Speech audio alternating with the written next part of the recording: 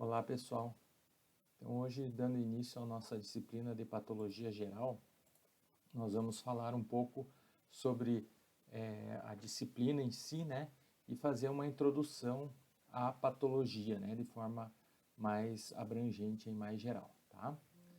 Então a definição, né, de que a patologia é o mero estudo das doenças, né, ou um estudo que conecta a forma e a função normal, ou seja, então, a anatomia e a fisiologia à clínica médica, né?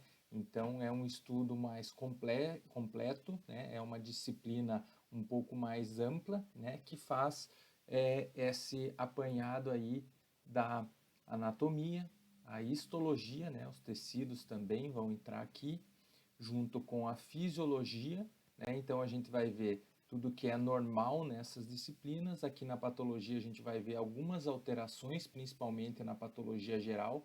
A gente consegue ver algumas alterações, né? Celulares e moleculares também, né? Então a gente vai conseguir ver isso teciduais, né?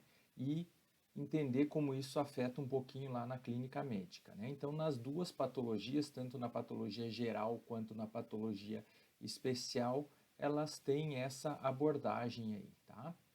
Então, o aspecto do estudo das doenças tem vários. O estudo pode ser dividido em vários compartimentos, né? E um desses compartimentos é estudar a causa, né? Que é chamada também de etiologia. Então, qual é a causa daquela doença? Qual é o agente ou o processo, né? Que está acontecendo? O processo não, mas a causa da doença, né? E aí também tem outro compartimento que estuda os processos que estão envolvidos no desenvolvimento dessa doença, que é chamado de patogênese ou patogenia. Né? Esse também é um termo bastante importante, né? A gente vai abordar um pouco na aula de hoje, e o entendimento de como essa doença se forma. Então, desde o contato daquele agente lá com o organismo, né, até o desenvolvimento da doença em si, com os seus sinais clínicos, também a resolução dela, né, dependendo da situação, tá? Então, a gente tem também um estudo bastante aprofundado das alterações morfológicas, que a gente vai chamar popularmente de lesões, né? Então, na patologia, a gente tem esse estudo bastante aprofundado. Então, por isso é importante saber o normal, a histo e a físio para entender onde estão essas alterações morfológicas, essas lesões aí, né? E vamos estudar um pouquinho também as consequências dessas doenças aí, dessas alterações, que são as manifestações clínicas que ocorrem, tá? Certo? Então, a função da patologia também é entender um pouco da interação entre o agente e o hospedeiro, né? O agente, no caso, então, bactéria, vírus, parasitas, protozoários, podem ser agentes físicos ou outros tipos de agentes, proteínas infectantes, que é o caso do prion, né? Então, tem vários exemplos aqui que vão entrar nisso, e a interação com os hospedeiros, né? Os hospedeiros, no nosso caso, são os animais, principalmente os animais domésticos, né? Mas os animais silvestres, animais exóticos e vários animais aí que são estudados pela veterinária que entram aqui. Então, essa é a função da patologia. E esse processo, né, é chamado de patogenia ou patogênese, né? Gênese é a formação, então é como se forma a doença. Então, desde o contato daquele agente com o hospedeiro, que é os animais que a gente falou, até o desenvolvimento da doença clínica, né? Que é a doença onde o animal tem os sinais clínicos, e aí ele pode se resolver o animal vindo a óbito, ou curar, né, dessa doença, ou se recuperar totalmente dessa doença, ou se recuperar parcialmente, ficando com algumas sequelas, tá? Então, a patogenia, né, é uma sequência de eventos que constitui as respostas das células e tecidos aos agentes causais, desde o seu primeiro contato com o organismo até a deflagração do processo mórbido, tá? Então, de acordo com esse conceito ali, né, de patogenia, E a gente tem os tipos de patologia, né? A patologia do ponto de vista do estudo, ela pode ser compartimentalizada, né? Ela pode ser dividida. Então, em patologia diagnóstica, patologia cirúrgica, patologia toxicológica, patologia clínica e patologia experimental. A gente vai falar um pouquinho de cada uma delas agora na sequência. Então, iniciando pela patologia diagnóstica, ela é um processo que é auxiliar da clínica médica, né? Através do quê? Através da realização de exames pós-mortem, né? Então, ou seja, os exames de necrópsia, tá? Ou as necrópsias, tá? Então, de que forma ela vai ajudar a clínica médica lá? Se a gente tiver um surto numa fazenda com morte de vários animais do rebanho ou de um determinado lote, a gente pode fazer a necrópsia de um dos animais, instituir um tratamento lá adequado, né, para aquela doença, descobrir do que o animal morreu e instituir um tratamento adequado para aquela doença, né? Então, isso a gente vai controlar aquele surto, aquela mortalidade daqueles animais. E em casos da clínica de pequenos animais, onde normalmente a gente tem casos individuais, né? Ou seja, chega para a gente um indivíduo só da residência doente, a gente pode melhorar a conduta, né, desses casos. Então, se o animal não melhorar ou vir a óbito, a gente pode fazer uma necrópsia e verificar se aquele tratamento estava sendo eficaz ou não, né? Às vezes o animal pode ter morrido de uma outra causa ou de um outro processo, né? Então pode acontecer pode ser utilizado aí dessa forma, tá? Certo? Então, nesse caso aqui, ó, a gente tem cerca de 1/4 dos casos, né? Ou seja, 25%, então, o diagnóstico clínico muda lá depois da necrópsia, né? Então, não porque normalmente o clínico, né, são os casos mais difíceis e ele às vezes não sabe ao certo, né, o que está acometendo, qual doença está acometendo aquele animal, ou às vezes mais de uma doença, né? O animal tem um complexo de doenças aí, de agentes atuando sobre o organismo, tá? Então, a patologia cirúrgica trata auxiliar no clínico também no tratamento e também o cirurgião, principalmente, como o próprio nome diz, né? Então, através da retirada de tecidos de animais que ainda estão vivos, né? Ou seja, da realização de biópsia, tirando uma amostra de pele ou um nódulo tumoral, normalmente, ou algum outro processo, então a gente também consegue fazer o diagnóstico e auxiliar o clínico a instituir o melhor tratamento para aquela lesão, né? Seja uma lesão de pele ou em algum órgão interno ou até mesmo em algum tumor, né? Externo ou interno, tá? Então, esse é o principal papel aí da patologia cirúrgica. Então, alguns, né, comentam que a patologia cirúrgica está dentro da patologia diagnóstica, porque é também auxiliar, né, do clínico e do cirurgião aí na instituição aí dos tratamentos, né? Só que é um pouco diferente porque o animal ainda está vivo, ainda tem como a gente agir sobre aquele indivíduo. Lá no caso da patologia diagnóstica, o animal morreu, então a gente vai usar aquela informação para casos futuros, né? Para melhorar a conduta em casos futuros ou para o restante do rebanho, mas não para aquele animal que já teve o seu óbito, né? Então, a patologia toxicológica, ela é importante também porque ela tem o objetivo de testar e avaliar a segurança, os efeitos tanto de drogas ou outras substâncias químicas, né, então, para o desenvolvimento de novos fármacos ou novas substâncias aí que possam ser usados para tratamento de animais, né, ou até de humanos, né? Então, para isso se utiliza animais de laboratório, ainda até hoje, né, se utiliza, claro que com menor quantidade, mas ainda é utilizado animais de laboratório para fazer o desenvolvimento dessas substâncias, né, o teste dessas substâncias e avaliação dessas substâncias, né, a segurança desses processos aí, tá? Então, a outra é a patologia clínica, né, que através de exames de sangue e de outros líquidos corpóreos faz um perfil, traça um perfil, né, ou como alguns dizem, uma fotografia do animal naquele momento, né? Então, de como está a saúde do animal naquele momento. Então, um exame de sangue, através da hematologia, outra exame do plasma, de alguns, a bioquímica sérica, né? Então é utilizado aí para ter um retrato desse animal. É muito utilizado para antes, né, antes do processo de realizar uma cirurgia, pegar, né, esse animal, fazer esse exame para saber se ele está em condições de entrar na cirurgia, tá? Ok? Também são realizados exames de citologia, né, junto à patologia clínica, né, e isso dá informações detalhadas ao clínico sobre o que está acontecendo com o organismo daquele animal. Então, ajuda também no diagnóstico clínico desse animal, né, ou de um rebanho, até se a gente fizer mais de algum animal lá, certo? Então, a patologia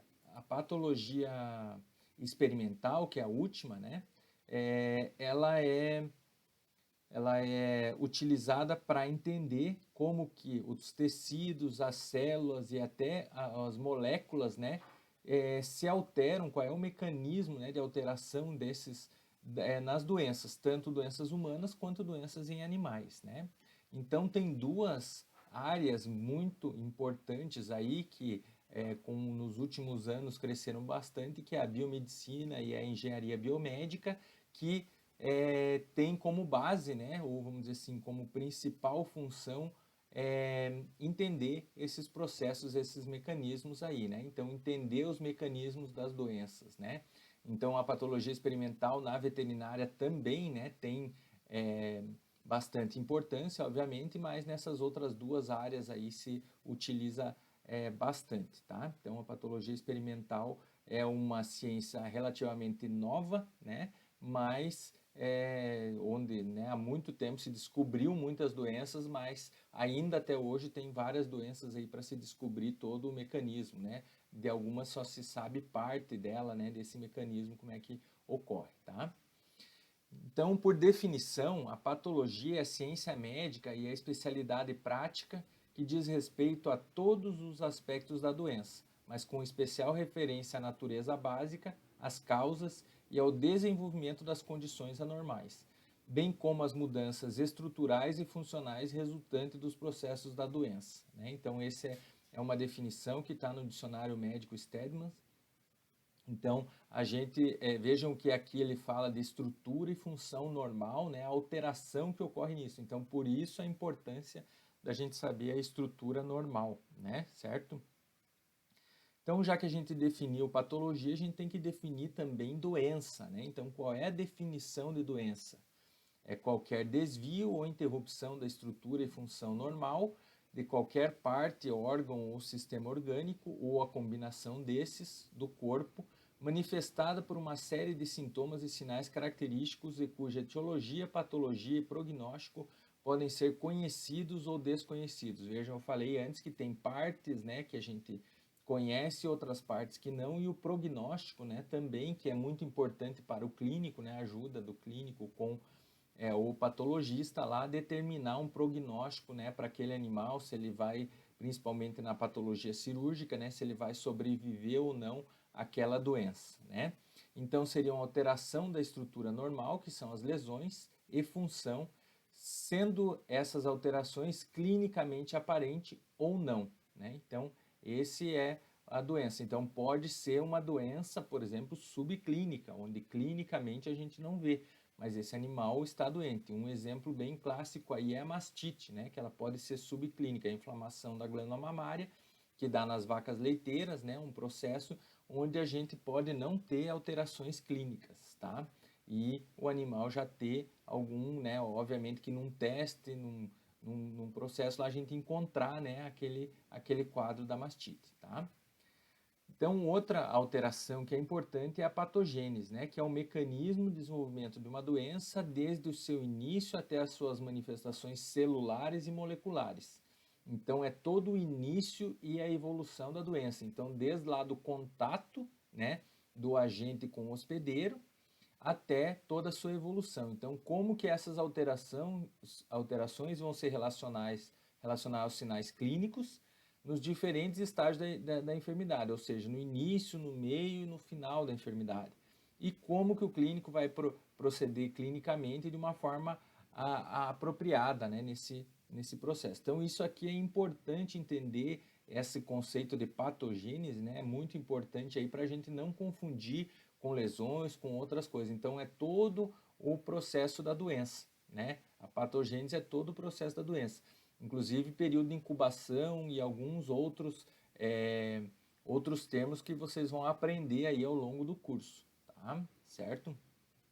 Então, vamos lá, para dar um exemplo aqui, o ciclo de transmissão da raiva, né? Que pode ocorrer, então, de vários, né? O ciclo silvestre, o ciclo aéreo, o ciclo rural ou o ciclo urbano, que podem, né? Eles originar, né, a doença no homem, né? Transmitir para o homem, né? Então, dos animais lá de fazenda, do cão e o gato, né? De casa lá, ou do macaco e outros animais silvestres ali, né, que podem transmitir, então, entre eles ou para o homem, né, certo? Então, alguns são mais difíceis de ocorrer esse processo de transmissão, mas outros ocorre esse processo de transmissão de forma mais adequada. Então, tudo isso aqui, até o período de incubação, né, que é variável nesse caso, os sinais clínicos, as lesões que a gente vai ter e até o desfecho, né, dessa doença, tanto nos animais quanto no homem, aí são importantes, né, para a gente entender. Então, tudo isso diz respeito à patogenia, tá? Aqui um outro, né, que a gente tem aqui dos cistos, né, são que a gente pode, então, o cisto aqui a doença, né, do sarcocistes aqui, né, que ela pode ser transmitida aí entre os animais, né, o gato, né, então, desculpem aqui, a toxoplasmose, né, que pode ser transmitida aí dos animais, né, para outros animais silvestres, do gato principalmente, ou pode ser o cisto ingerido também para os animais de fazenda, o homem vai ingerir, ou diretamente contaminação das fezes do gato, né, pode ocorrer também esse processo, e aí pode ocorrer, então, na toxoplasmose, alterações no feto, né, na mulher grávida, e também, ou por transfusão sanguínea, né, ocorrer também a contaminação do homem, né? Então, todos esses processos aqui dizem respeito à doença, né, até o seu desfecho lá final, certo? Então, aqui a gente tem um cenário clínico, né? Em um confinamento de bovinos, diversos novilhos e novilhas apresentam dispneia, então animais, né, novilhos aí já de ano, né, em torno de sobre-ano, dispneia, postura curvada e depressão, que são os sinais clínicos. No exame físico de alguns dos animais afetados, teve aumento da temperatura corporal, da pulsação e da frequência respiratória, né?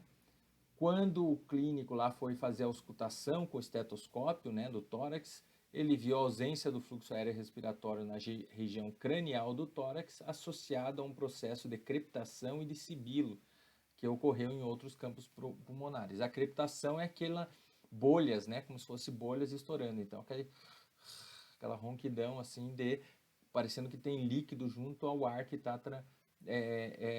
está passando, né, em algum local ali durante o processo, né, de respiração. E sibilo é um assobio, né?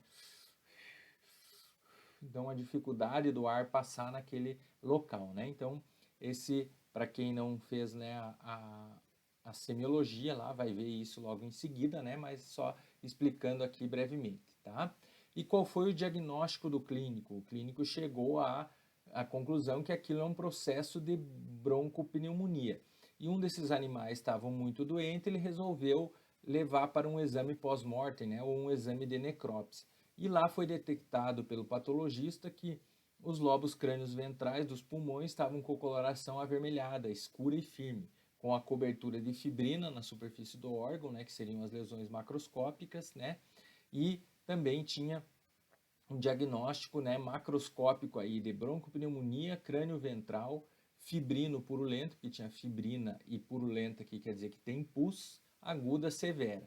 Foram coletadas amostras de dois tipos, amostras desse pulmão que foi coletada em formol e outra fresca, né, que foi depois posteriormente refrigerada e encaminhada ao laboratório para realizar exame microbiológico, né, como vocês viram lá na microbiologia geral especial, tá? Então, esse aqui é o pulmão dos animais, vejam aqui os lóbulos crânio-ventrais, né, afetado, bem vermelhado, tem uma área aqui, ó, tem um pouquinho de fibrina sobre esse local, aqui nesse outro órgão aqui também, né, esse processo. Já a região, a região dorsal lá, caudal, estava mais normal desse pulmão, né, então a gente vê aí o coração ali junto no sistema respiratório, junto ao sistema respiratório. Aqui uma outra foto também que poderia ser do mesmo animal, região crânio-ventral, os lóbulos bem escuros aqui, consolidado, ele parece estar até aumentado de tamanho, né, como a gente está vendo aí. Então todas essas características aí nesse pulmão visto na macroscopia, né. Então o patologista detectou que era essa broncopneumonia aí também, né. Na histologia, então, foi vista um processo inflamatório baseado em neutrófilos, né, uma inflamação neutrofílica com uma grande quantidade de neutrófilos nas vias aéreas e também nos alvéolos, que também continham fibrina, tá? E o diagnóstico histológico e morfológico como a broncopneumonia, também fibrino purulenta, né, pelo purulenta pus, neutrófilo é o que forma pus, né, então tá batendo aqui, e a fibrina, né, que a gente encontrou lá nos alvéolos, também tinha encontrado na pleura, né, então no outro processo também, aguda severa, certo? E aí o que a gente vê nesse processo aqui, né, nesse diagnóstico aqui a gente vê, desculpe, na lâmina histológica a gente vai ver esse mesmo material, até tem um pouquinho de colônias bacterianas aqui, né, e processo inflamatório. Quando a gente coloca no maior aumento, ó, vem uma grande quantidade de neutrófilo, aqui tem um bronquíolo, né, então a gente vê dentro do bronquíolo um emaranhado de neutrófilos, aqui dentro dos alvéolos também essa grande quantidade de neutrófilos ocupando espaço e obliterando aí, né, esses alvéolos, né? Então veja que fechou o diagnóstico lá da supurativa, né, do processo supurativo que a gente estava vendo aqui nessa lâmina, tá? E aí, no exame, né, foi feito, aquele material fresco, foi feito exames bacteriológicos e virológicos, né? Então, o exame bacteriológico foi detectado uma bactéria chamada Mannheimia hemolítica. No exame virológico, o herpes vírus bovino, né? Então, esses são os agentes etiológicos ou as causas, né? Essa é a etiologia da doença. E aí foi feito também um diagnóstico etiológico, então por isso é importante essa coleta aí, que é a broncopneumonia por Mannheimia, né? Então vai nos dizer exatamente qual é o agente, né, que está envolvido nesse processo de broncopneumonia. E por último foi feito então o diagnóstico da doença do patologista junto com o microbiologista, que é a febre dos transportes, né? Então vejam que a gente tem vários tipos de diagnóstico aqui diferentes, né? Então por que é importante esse diagnóstico etiológico, a broncopneumonia bacteriana ou a broncopneumonia por Mannheimia? Porque eu sei que aí os antibióticos de forma geral vão atuar, e principalmente se eu sei qual é o agente, eu vou escolher um que atue sobre essa bactéria, né? Então vai ajudar a resolver a doença em outros animais que estão no rebanho lá com o mesmo problema, certo? Então, a patologia é importante por isso, porque ela faz os tipos de diagnóstico, né? Então, é importante a gente estabelecer esses tipos de diagnóstico. Porque qual é a importância disso? Porque isso ajuda o clínico, né, a tomar uma decisão, certo? Então, vejam lá, a gente tem durante um processo de doença vários diagnósticos, né? Eu vou começando aqui pelo diagnóstico clínico. É o diagnóstico que o clínico lá, através do seu exame, ele está suspeitando, né, certo? Muitas vezes ele tem certeza, às vezes por um exame, até um exame microbiológico que ele faz de um suave nasal lá nesse animal, ou um suave lá traqueal, então ele vai dizer, opa, tem esse agente aqui e está causando essa broncopneumonia, né? Então ele vai ter esse processo, tá? Então, primeiro o diagnóstico clínico, onde ele faz, pode ter diagnósticos diferenciais, ele pode estar suspeitando de 2 ou 3 doenças, né? Até de grupos de doenças diferentes aí nesse caso. O outro é o diagnóstico clínico patológico, que é aquele diagnóstico que é feito através de um exame de sangue, tá? Que a gente falou antes lá. Então, esse clínico patológico, o exame de sangue. No exame de sangue a gente pode detectar se ele está com uma infecção, se essa infecção é bacteriana, se ela é viral, se ela é por um parasita, né? Se é um processo alérgico, por exemplo. Então, tudo isso a gente pode determinar nesse diagnóstico clínico patológico através do exame de sangue, tá? E aí sim, do patologista, a gente tem o diagnóstico morfológico, que ele pode ser dividido em duas partes, né? O diagnóstico morfológico macroscópico, ou seja, o que eu vi na macroscopia, e o diagnóstico morfológico microscópico, né? Que é aquele histológico, né? Que a gente vê no processo aí na histologia. Esse diagnóstico, né, depois, juntamente com a microbiologia ou com algum exame complementar que eu posso fazer também no material fixado, né, às vezes imunistoquímico, algum outro, eu tenho o diagnóstico etiológico, onde eu vou confirmar qual é o processo, qual é a doença que está ocorrendo, qual é a etiologia que está causando aquele processo. Então, o diagnóstico etiológico, ele pode ser também uma pneumonia bacteriana, uma encefalite viral, que é um processo inflamatório no encéfalo, e é como a gente viu na raiva ali. Então, pode ser vários quadros aí que podem acontecer, né? Uma enterite por protozoário, né? Então, e assim por diante. Pode ser parasitária, né? Um processo parasitário, uma hemoparasitose que afeta o sangue e assim por diante, tá? E, por último, o diagnóstico da doença, que normalmente é o nome da doença comum lá, onde às vezes é um nome mais corriqueiro da doença, às vezes pode ser um nome regional, onde o dono, o proprietário do animal, o tutor, ele vai saber também do que se trata, né? Além do clínico, e todo mundo então vai estar a par esse é o desfecho aqui, vamos dizer assim, de todos esses exames aí, ok? Tá? O diagnóstico morfológico, então, ele tem alguns critérios, né? Principalmente quando a gente fala de um processo inflamatório infeccioso, né? Então, se a gente tem esses dois processos aí, a gente vai ter um processo, é importante qualificar, né, esse processo aí, ou seja, descrever melhor ele para quê? Para que ajude o clínico, né, ou ajude as outras partes envolvidas a resolver esse processo. Então, um deles é a intensidade, que pode ser leve, moderada ou acentuada, a duração, que pode ser aguda, né, ou peraguda, né, como alguns falam, subaguda e crônica. A gente vai ver isso, é mais utilizado no processo inflamatório, lá na aula de inflamação, mais à frente. A distribuição, se esse processo é um processo focal, tem um único foco, se ele é focalmente extenso, ele está pegando uma boa parte do órgão, ou se ele é multifocal, ou multifocal coalescente, onde esses nódulos chegam a coalescer, né, uns juntar com os outros, aí, ou se ele é difuso, se ele está espalhado aí por todo o órgão, né? Então a gente pode também ter algumas diferenças nessa distribuição, alguns aspectos especiais.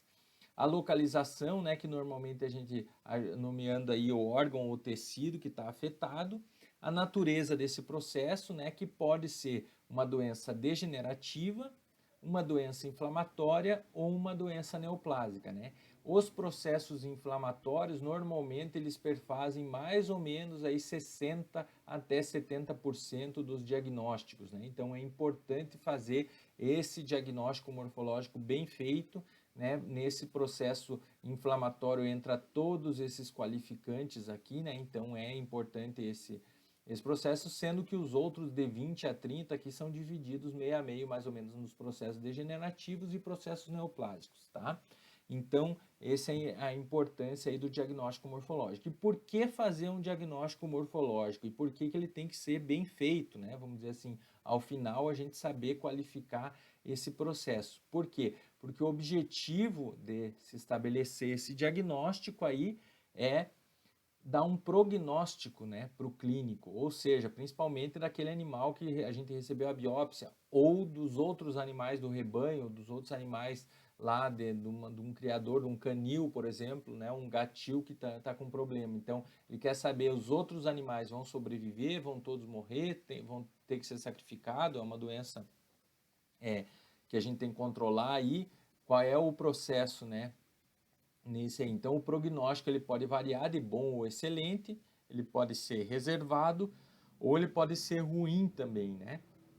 Então, essa é a importância aí de se estabelecer esse diagnóstico, né? A gente dá um prognóstico, né, através do nosso exame para o clínico e também para o proprietário, o tutor desse animal, certo?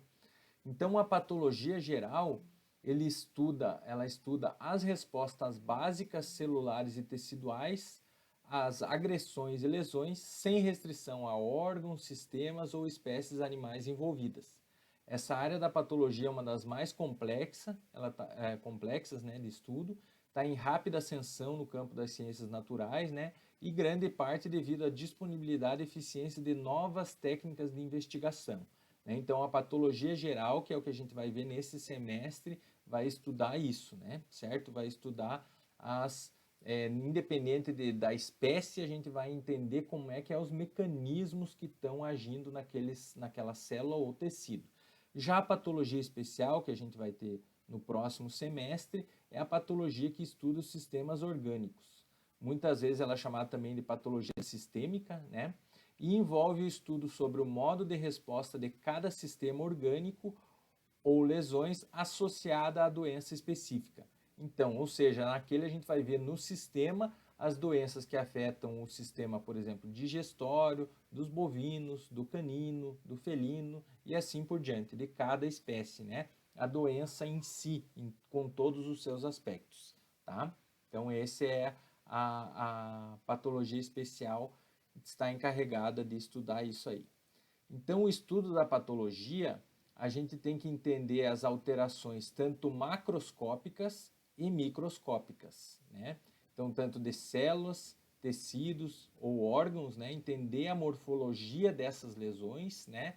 Por isso que ela é chamada também de anatomia patológica, né? Por quê? Porque ela correlaciona o que está normal, que vocês viram lá na anatomia, com o que vai estar alterado aqui, que é a patologia. Tá? Então, tem essa correlação. Anatomia, histologia, né?